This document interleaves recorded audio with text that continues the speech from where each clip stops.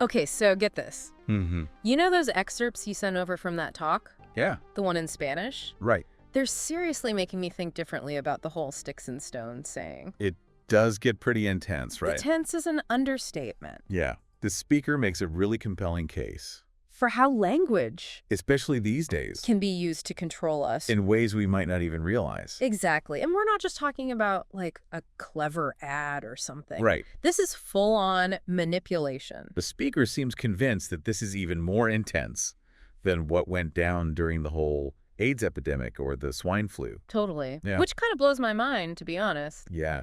It's a point that the speaker really hammers home, though, this idea that because we're emotional creatures, We are. humans, we can be swayed. Oh, yeah. They argue that we're practically wired to respond to emotional triggers. Okay. And language is the perfect tool to do just that. It's true. Think about it. When's the last time you made a purely logical decision? Never. Completely unaffected by your feelings about it. Okay, never, but you see my point. Right. And apparently this whole thing hinges on this idea Mm. that once our unconscious mind latches onto something as truth, Yeah. it's incredibly hard to shake, even if the evidence is staring us right in the face. Absolutely. Which is kind of terrifying when you think about it. Yeah. Which is where the concept of neo-language comes in. Oh, okay. The speaker claims there's a deliberate effort to redefine words, Okay. to shift their meanings in a way that ultimately controls how we think. Whoa, okay, now that's just straight out of 1984. Right. And I'm already feeling a little paranoid. But do they give any, like, real-world examples Oh, yeah?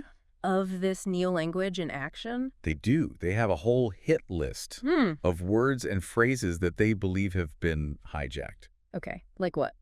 You know how everyone's talking about 5G? Right. Well, they say it's not just about faster internet. It's about geolocalization and mass control of information. Oh, wow. Even something as basic as public health Yeah, becomes a cover for dictatorial abuse, in their view. it's true. Yeah. I never thought of it that way, but I can totally see how certain groups would benefit from twisting those words Right. to fit their agendas. Like, they're hijacking our vocabulary to control the narrative. Exactly. And it's not even just about those specific examples. It's the underlying pattern that the speaker's highlighting. Okay, so say they're right. And this linguistic manipulation is as widespread as they claim. How is this actually playing out in the real world? Give me the how behind the what. Oh, okay. Well, the speaker dives into some pretty unsettling tactics Okay. that they call the tools of control. Okay, hit me with it. What are we talking about here? How are they actually using language to manipulate us? So one of the big ones is learned helplessness. Learned helplessness. Yeah, and they illustrate it with this experiment on monkeys. Okay. Imagine like a room with a ladder and a bunch of bananas at the top. Okay, classic monkey scenario. Right, so whenever a monkey tries to climb the ladder to reach the bananas, Yeah. they get blasted with cold water. Ouch. Poor little guys.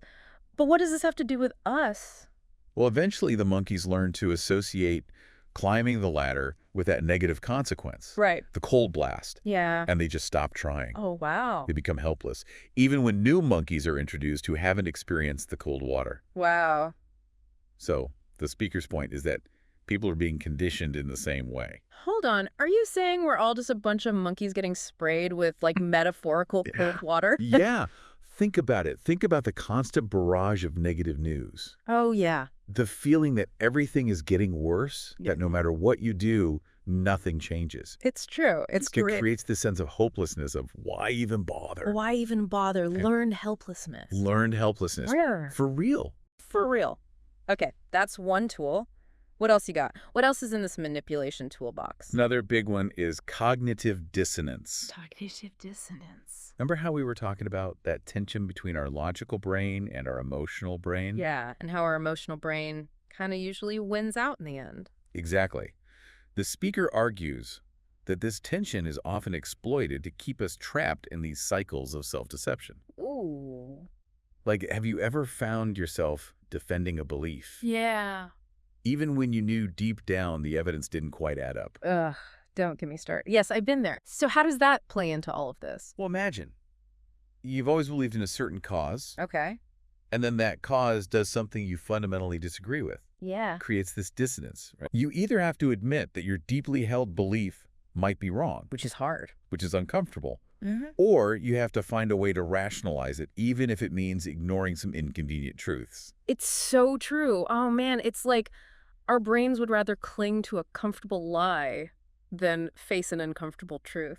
Exactly. And that's how propaganda thrives, by exploiting our desire for consistency and our aversion to the discomfort of cognitive dissonance. Cognitive dissonance. It's a thing. Okay, so we've got learned helplessness. We've got cognitive dissonance. What's next? Because at this point, I'm ready for anything. Well, get ready for weaponized metaphors. Weaponized metaphors. Okay.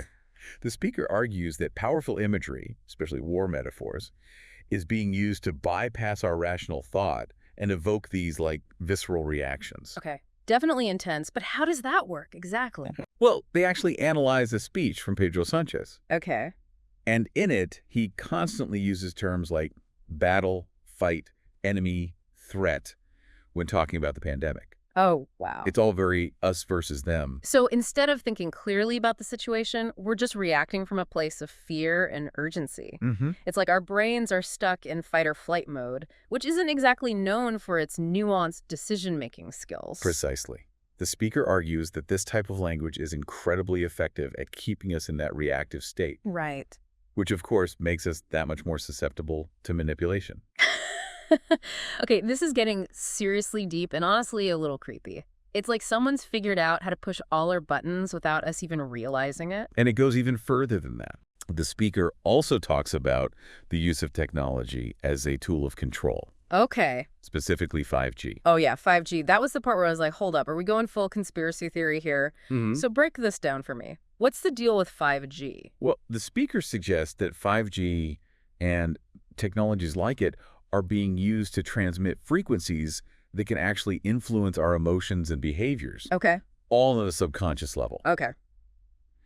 They argue that just like we can only hear a small portion of the sound spectrum, You're going to have to explain that one. think about sound waves for a sec, we only hear this tiny fraction of the whole spectrum. Right. But just because we can't hear those other frequencies doesn't mean they're not there, Right, yeah. impacting us in ways we might not even realize. Okay, so you're saying it's like there's this whole other world of sound we're totally oblivious to, and 5G is operating on those same sneaky wavelengths, messing with our emotions without us even knowing. It's a lot to take in. Yeah. But the speaker's point is that if language can be used to shape our thoughts and emotions, which it absolutely can, and if technology can manipulate frequencies beyond our perception, then it's not such a giant leap to imagine those two things working together. Okay, I'm picking up what you're putting down.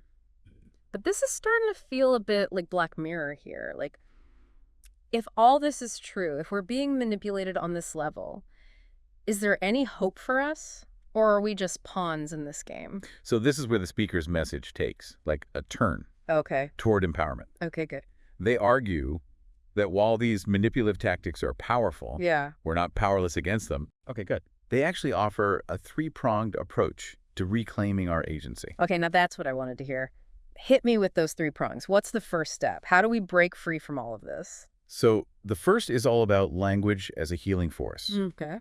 They argue that becoming aware of the language we use, both the words we say out loud and the ones running through our heads, allows us to challenge those negative thought patterns and cultivate more empowering beliefs. So it's about recognizing that words have power. They're not just these meaningless sounds. Exactly. They actually, like, shape our reality. Think about it. If you're constantly, like, bombarding yourself with negative self-talk or dwelling on, like, worst-case scenarios, is it any wonder you feel stuck? Right. But by consciously choosing to use more positive, empowering language, you can start to shift your mindset Right. and ultimately your experience. It's true. I feel like there's like a change your thoughts, change your life kind of vibe here, Totally. but applied to the words we use. And honestly, I'm kind of here for it. Yeah. Okay, so what's the second step in this reclaiming our power journey? So the second prong is all about imagination and intention.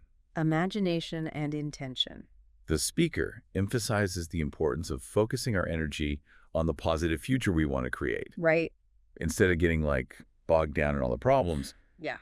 They argue that where we place our attention is where our energy flows. It's like that saying, energy flows where attention goes. So it's not about ignoring the very real issues in the world, right? Exactly. It's about, like, consciously choosing to focus on solutions, on possibilities. Exactly. The speaker believes that by focusing on what we want to create, we can actually start to shift the balance of power. Like we're tipping the scales with our collective energy. Okay, I like that visual. Tipping the scales with our focus. Okay. Okay, so we've got the power of language, we've got the power of focused intention. What's the third piece of this puzzle? So the third prong the speaker highlights is individual and collective action. Okay. They emphasize that it's not enough to simply think differently or use different words. Right. We have to actually take action in the real world to create meaningful change. Right, that makes sense. But what does that look like in practice? Give me the how behind the what. So it starts with becoming discerning about the information we consume, Okay. questioning the narratives that we're being fed, actively seeking out sources and communities that align with our values. Right, okay. And then it's about coming together with others who share those values to collectively challenge the status quo and create a more just and compassionate world. So it's about recognizing that we're not in this alone, that there are other people out there who see through the manipulation and are actively working towards a better future. Absolutely. And that's really the crux of the speaker's closing message. True change starts with each of us taking responsibility for our own thoughts, our language, and our actions. I love that. It's not about waiting for someone else to fix things. It's about actively creating the world we want to see. Yes, I love that. Okay, so to wrap up this deep dive, remember, language can be used to manipulate, but it can also be this tool for healing, for empowerment, for positive change. The choice is yours. Exactly. What will you choose? And on that note, we'll wrap up this episode of the Deep Dive. If you want to dive into these ideas further, we'll have links to all the sources we discussed, plus some additional resources we think you'll find fascinating in the show notes. Until next time, stay curious, keep questioning, and remember the power of your own voice.